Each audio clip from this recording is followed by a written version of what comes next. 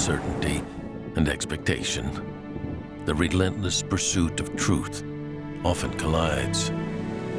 There's a profound invitation to explore the depths of our existence amidst the incessant suffering and misfortune, amidst the abyss of perpetual hatred and unending warfare. With unwavering honesty and humility, confronting the complexities of our own minds and the illusions of our desires. In the embrace of life's inherent impermanence and unpredictability,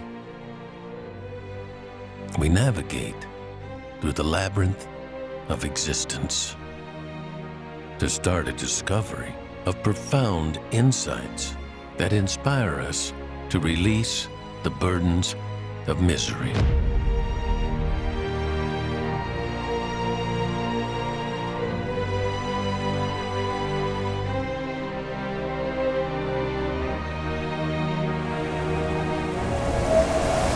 We must first start to embark on the quest of truth, the truth of boundless freedom that arises from life. The liberating truth that true fulfillment lies not in the fulfillment of our expectations.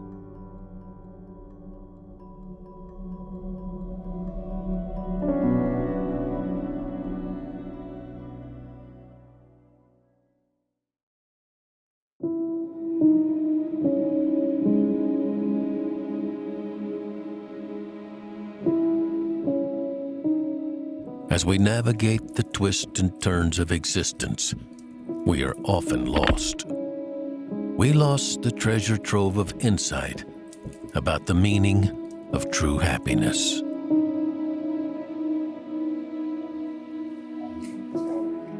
We understand that everything we possess is inherently temporary, unlike the timeless truths that offer solace amongst life's complexities. We are rooted to desire that, with its insatiable desire, has led so many people lost within greed of existence. We need to peel back the layers of our existence to reveal the profound truth that has been searched by many. Ignite the light from the highest wisdom and reveal the true liberation, where genuine contentment springs not from the ceaseless chase. How to uncover true happiness?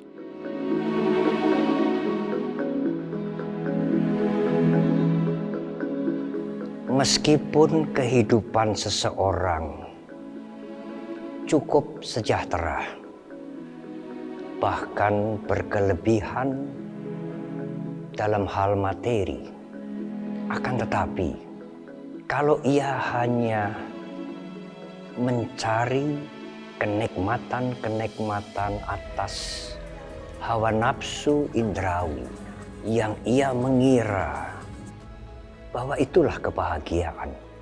Padahal kenikmatan-kenikmatan hawa nafsu indrawi itu sangat sementara. Seseorang akan ketagihan, mencari kembali dan mengejar kembali. Tidak ada hentinya. Suatu saat ia akan tiba pada kondisi batin yang sangat hampa. Oleh karena itu, lakukanlah perbuatan-perbuatan baik yang berguna untuk diri sendiri dan bermanfaat untuk orang lain. Melakukan kebajikan itu memberikan kepuasan hati, dan itulah kebahagiaan yang lebih hakiki.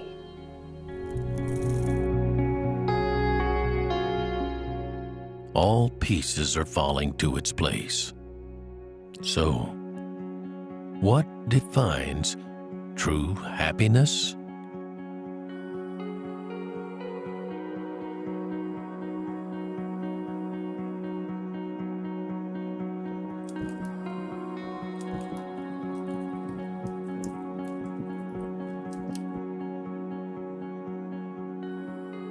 Apakah yang disebut dengan kebahagiaan? Kebahagiaan adalah kemampuan kita menyesuaikan antara keinginan dengan kenyataan. Karena kita paling sering terjadi di dalam masyarakat, antara keinginan dengan kenyataan itu terjadi perbedaan. Mungkin kenyataan lebih tinggi daripada keinginan, atau kadang juga kenyataan sama, juga bisa menjadi lebih rendah. Yang paling tidak membahagiakan adalah kalau kenyataan itu lebih tinggi daripada harapan kita atau keinginan kita. Seseorang yang mampu menyesuaikan keinginan dengan kenyataan, maka dia akan punya potensi memperoleh kebahagiaan. Cara untuk menyesuaikan keinginan dengan kenyataan adalah kita mengatakan memang demikian.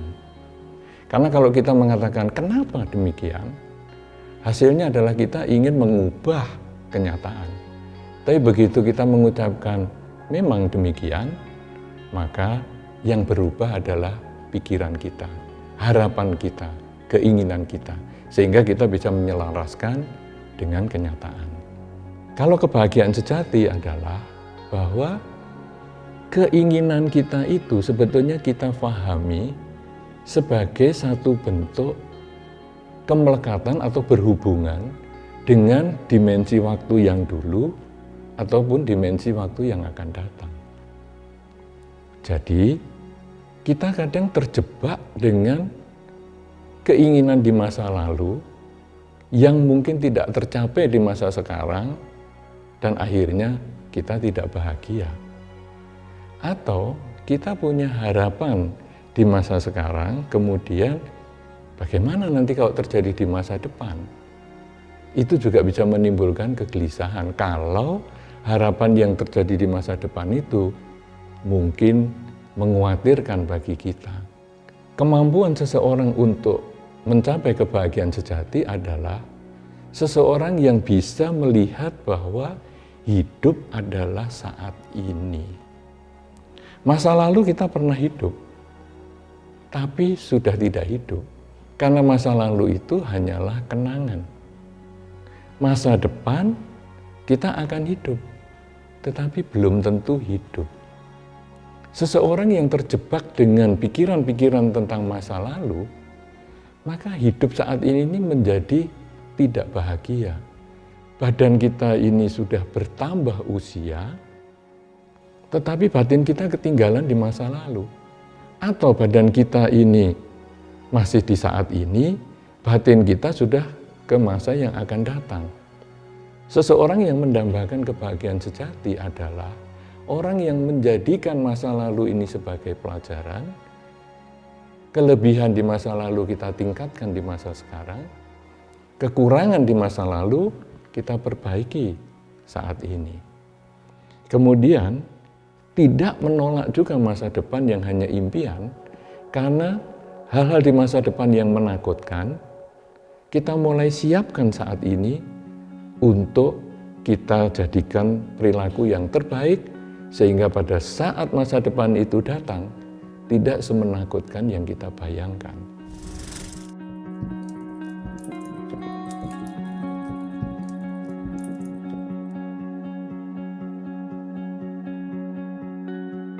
As my understanding deepens, how do I cultivate constant awareness to differentiate true happiness from fleeting pleasures? Who holds the keys to this enlightenment? Kesadaran itu terdapat dalam diri setiap manusia. Kesadaran yang kita pergunakan untuk mengamati kehidupan ini dengan jelas akan mendapatkan pengertian yang benar.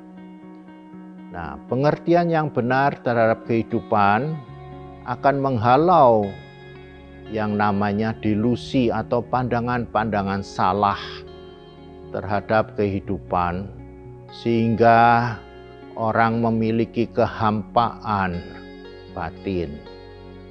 Delusi ini akan menyebabkan kita terikat dan memanjakan diri, sehingga kita ini tidak bisa mendapatkan kebahagiaan yang sejati, tetapi yang kita dapatkan adalah kebahagiaan yang semu. Oleh karena itulah butuh sekali yang namanya pengertian yang benar dapat menghalau delusi atau pandangan yang salah itu. Dan pengertian yang benar dapat diperoleh apabila kita memilih salah satu cara kehidupan di antara begitu banyak cara kehidupan, yaitu cara kehidupan sebagai biku. Mengapa demikian? Karena cara kehidupan sebagai biku itu menjalani latihan-latihan yang mengarahkan agar kita itu dapat memperoleh pengertian yang benar. Why is it beneficial to mirror our lives against the path of a monk in pursuit of true happiness? Banyak orang mencari kebahagiaan, tapi sesungguhnya orang bingung. Apa yang dicari itu adalah kesenangan, kepuasan, sukses. Banyak orang yang sukses, senang, tetapi tidak bahagia. Karena itu bagi mereka yang mencari kebahagiaan, itu sukar akan mendapatkan. Tapi kalau dia tidak mencari kebahagiaan, tapi bisa mengendalikan indria-indrianya, hidupnya tenang, dan melepaskan konflik yang ada di dalam batin, di dalam menghadapi sesuatu yang di luar dirinya atau di dalam dirinya, maka mudahlah akan didapatkan kebahagiaan. Sesungguhnya seorang biku yang sudah menyenangi keheningan, bukan kesepian, bukan loneliness, tapi living alone but not loneliness, maka kebahagiaan itu akan dirasakan dari tahap ke tahap. Itulah makna dari mendapatkan, memperoleh, meraih kebahagiaan di dalam keheningan.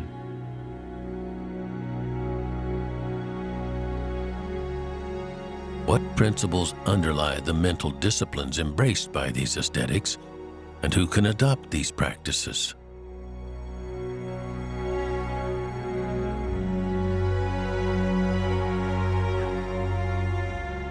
Kalau kita perhatikan, konsep kehidupan seorang biku adalah pelatihan batin. Melatih batin untuk melihat sejauh mana pikiran-pikiran yang buruk berada dalam batin dan itu harus dilenyapkan, dan sejauh mana pikiran-pikiran yang baik, yang bermanfaat, itu berkembang dalam batin. Karena itu yang membawa kepada kebahagiaan. Dan konsep pelatihan batin ini untuk mengukur kebahagiaan dan penderitaan bukan datang dari luar, tetapi datang dari dalam batin, itu bisa dilakukan oleh siapa saja, oleh siapapun.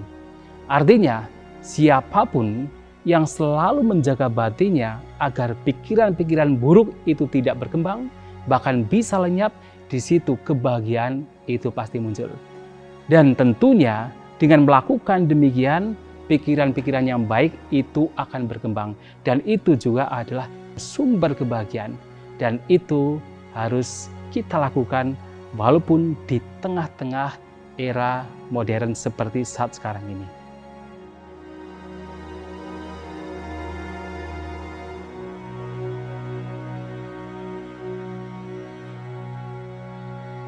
What ultimate purpose is served by embracing the lifestyle of a monk?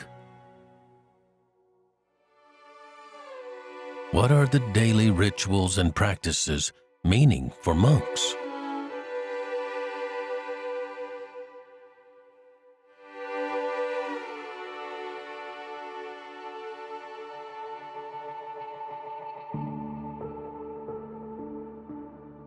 Kehidupan para biku adalah kehidupan membersihkan kotoran-kotoran mental dalam dirinya. Oleh karena kotoran-kotoran mental itu mudah terpancing oleh kenikmatan hawa nafsu indrawi. Kehidupan para biku sangat-sangat sederhana. Akan tetapi dengan kesederhanaannya itu berusaha memberikan manfaat yang sebesar-besarnya kepada orang banyak. Kalau Anda sekalian berusaha memberikan manfaat kepada orang banyak, maka kehidupan Anda menjadi kehidupan yang sangat bermanfaat. Jauh dari kehampaan mental, penuh dengan kepuasan hati.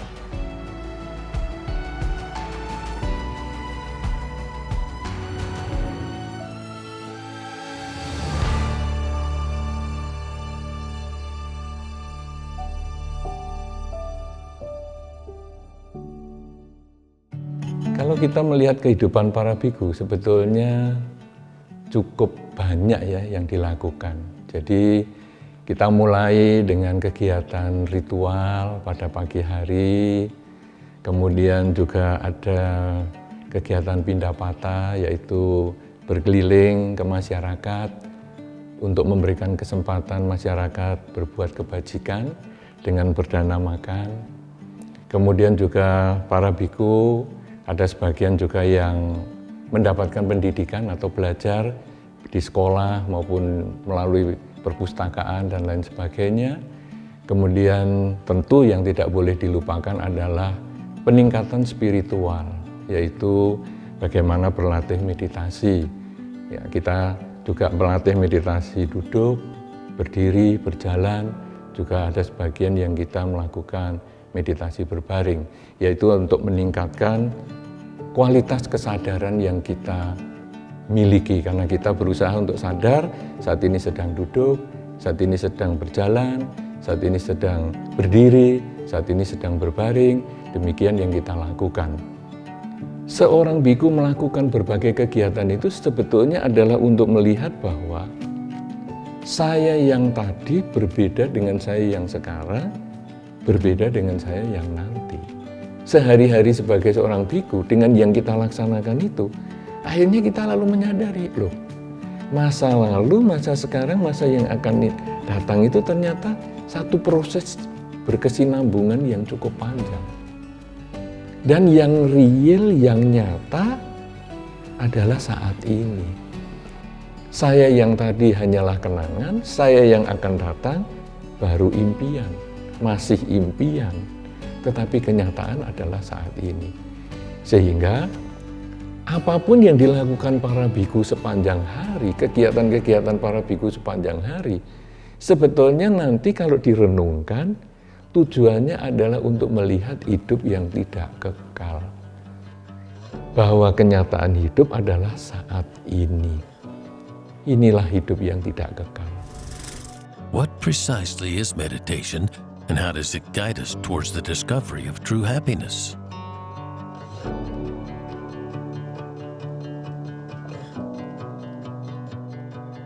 Meditasi adalah pengembangan batin. Nah, dalam meditasi ini ada dua hal yang harus kita lakukan. Yang pertama adalah mengupayakan agar pikiran-pikiran yang baik, pikiran-pikiran yang luhur, seperti kesabaran, cinta kasih, kasih sayang, kebijaksanaan, kewaspadaan, perhatian, dan apapun pikiran-pikiran yang baik itu berkembang. Ini adalah yang pertama. Yang kedua adalah yang harus kita lakukan dalam bermeditasi, bagaimana mengupayakan pikiran-pikiran yang buruk, yang negatif, yang tidak bermanfaat itu lenyap. Keserakahan kita menjadi berkurang. Paling tidak, kalau tidak lenyap. Kekikiran kita juga menjadi berkurang. Kebencian kita, iri hati kita, kecemburuan kita, arogansi kita, itu berkurang dengan kita bermeditasi. Kenapa?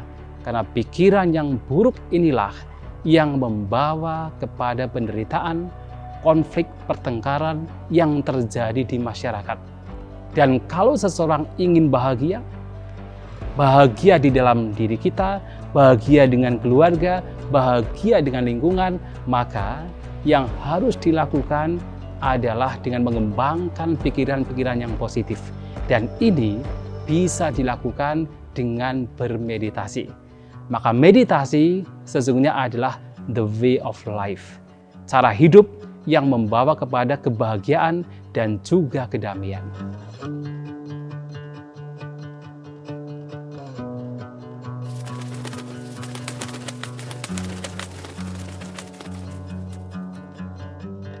What moral values are cultivated through adopting the lifestyle of a monk, and how do they manifest in daily lives? Nilai-nilai moral, kesederhanaan, kebersamaan, dan kasih sayang dalam bentuk memberi kepada sesama dan juga memaafkan kesalahan orang lain terdapat dalam praktek latihan kebikuan. Nilai-nilai moral itu biasanya sangat sulit didapat apabila orang memiliki kehampaan batin, sehingga menimbulkan yang namanya peperangan, konflik, ketegangan, kekerasan di mana-mana. Hal itu akan membuat kita tidak bisa memperoleh kebahagiaan yang sejati. Merubah kualitas batin kita yang semula berbahagia dari pemberian orang lain, sekarang bisa berubah menjadi berbahagia karena memberi pada orang lain. Ini perlu yang namanya kebiasaan atau berlatih. Dan berlatih itu tidak ada cara lain adalah berlatih merubah, meningkatkan kualitas batin kita dengan cara kita bermeditasi. Bermeditasi itulah cara untuk merubah kualitas mental kita masing-masing.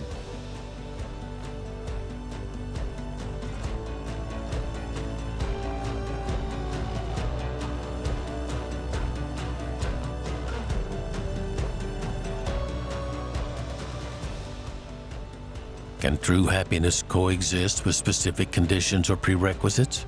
Or does it transcend such limitations?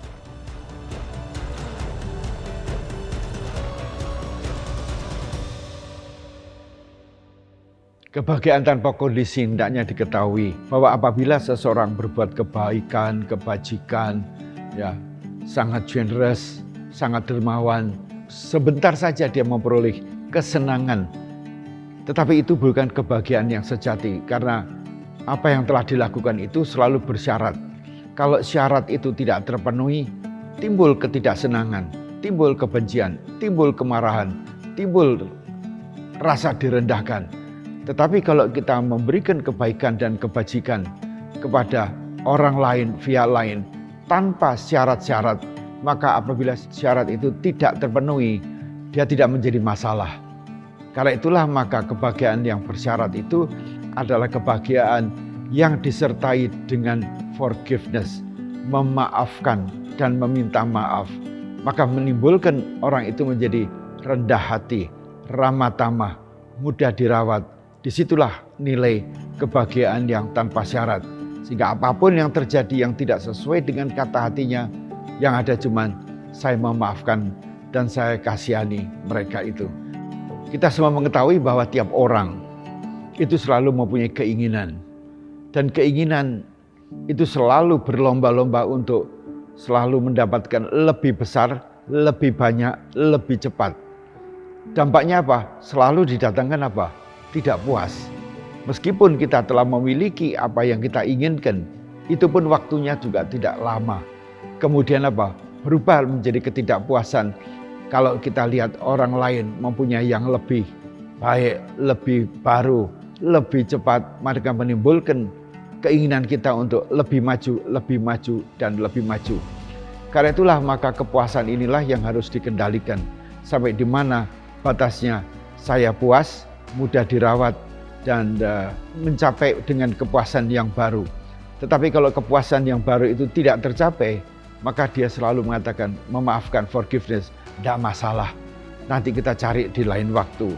Dengan kesabaran itulah, maka kepuasan itu bisa terkendalikan, bukan menjadi orang yang serakah, orang yang tamak, orang yang rakus. Dan kalau itu tidak tercapai, menimbulkan kemarahan, kebencian, kedengkian, iri hati, bahkan pembunuhan. Maka kendalikanlah indria-indria kita, perasaan kita, hati kita, pikiran kita, agar kita memperoleh kebahagiaan yang tidak bersyarat, tetapi dalam batas-batas yang terkendali.